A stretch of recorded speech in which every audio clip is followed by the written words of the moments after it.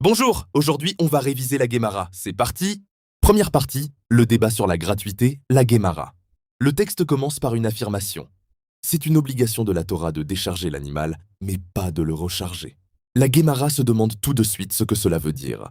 Si cela signifiait qu'il n'y a aucune obligation du tout de recharger, ce serait impossible. La Torah écrit clairement, dans deux versets différents, qu'il faut faire les deux. Aider à retirer la charge, prika, et aider à la remettre, tiaina.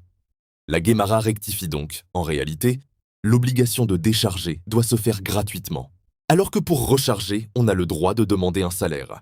Cependant, Rabbi Shimon intervient et dit non. Les deux actions doivent être faites totalement gratuitement.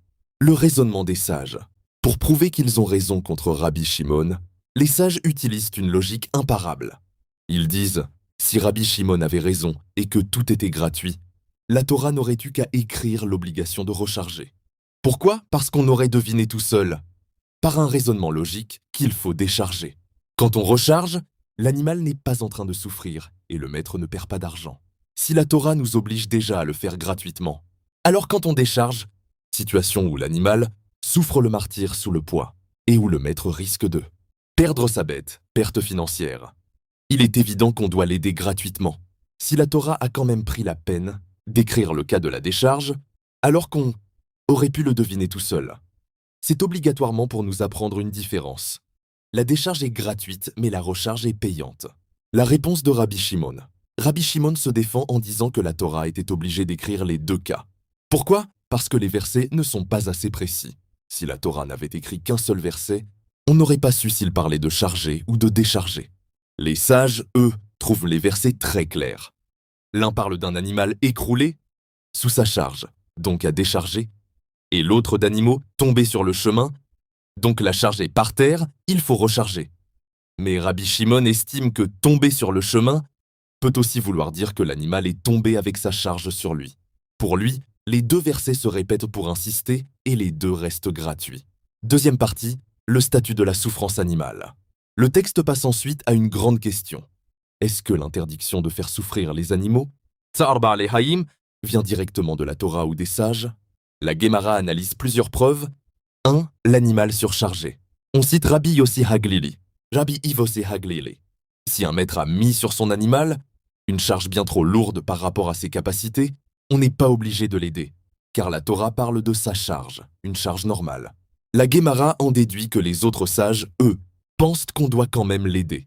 Pourquoi l'aider si le maître a abusé?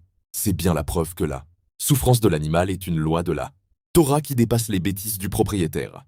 2. Le propriétaire assis. La Guémara cherche une preuve inverse. Si le propriétaire s'assied par terre et te dit « Puisque c'est ta mitzvah, débrouille-toi tout seul », la loi dit que tu es dispensé. La Guémara se demande si la souffrance animale est si importante dans la Torah, pourquoi es-tu dispensé? L'animal souffre toujours que son maître soit fainéant ou pas. La Guémara répond, en réalité, la souffrance animale est bien, une loi de la Torah. Tu es dispensé de l'aider gratuitement, mais tu as toujours l'obligation de sauver l'animal en travaillant contre salaire, que tu feras payer au propriétaire. Troisième partie, les cas particuliers. Le code secret de la Guémara.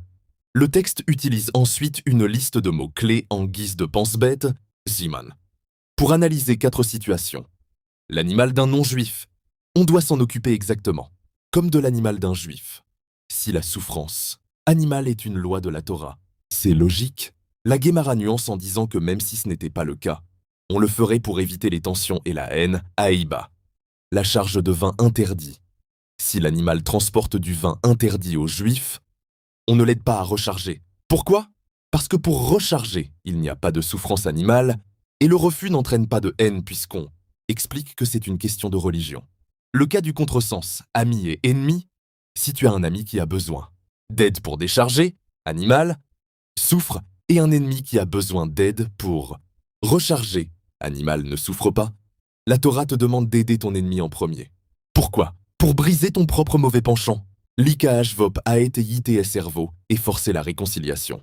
Le travail sur soi passe avant la souffrance animale. Précision sur l'ennemi. Le texte précise que cet ennemi, qu'il faut aider pour briser, son cœur est obligatoirement un juif. Car avec un non-juif, il n'y a pas ce commandement religieux de briser son orgueil pour faire la paix. Quatrième partie, les limites de la route. Rachi et la fin du texte. Le texte se termine par une règle pratique enseignée par les sages sur la distance et le déplacement. À partir de quand doit-on aller raider? Si on voit l'animal de très loin, est-on obligé d'y aller? La Torah dit honra si tu le rencontres. Les sages ont calculé la distance moyenne à partir de laquelle on estime qu'on a y rencontré le problème. C'est un septième et demi d'un mille, une unité de distance de l'époque. Ce qu'on appelle un rias, environ 133 mètres. Jusqu'où doit-on accompagner le voyageur? Une fois que tu as aidé à recharger l'animal, tu dois marcher avec lui jusqu'à une distance d'une. Par ça, environ 4 kilomètres, au cas où la charge tomberait à nouveau. L'Amora Rabba Barbar Anna précise que pour cette marche d'accompagnement, tu as le droit de demander un salaire. L'apport des commentaires de Rashi, Rashibi, inclus dans ton texte, Rashi vient apporter des précisions indispensables pour éclairer le texte. La perte d'argent, Isvon Kiss, Rashi explique pourquoi la décharge est plus grave que la recharge. Si tu laisses l'animal au sol, il va se briser les membres sous le poids. Le propriétaire va perdre sa bête et donc son argent. Le respect des parents veut la perte. Rashi commente au début que si ton père te demande de ne pas ramasser un objet perdu ou de ne pas aider un animal, tu ne dois pas l'écouter. Pourquoi? Car le respect des parents est comparé au respect de Dieu. Mais Dieu te demande d'avoir de la compassion pour les créatures. L'habitude de l'animal, Rashi précise que l'obligation de la Torah s'applique à un animal qui traverse un accident ponctuel mais pas à un animal qui a la mauvaise habitude de s'allonger tout le temps par paresse. J'espère que vous avez bien aimé.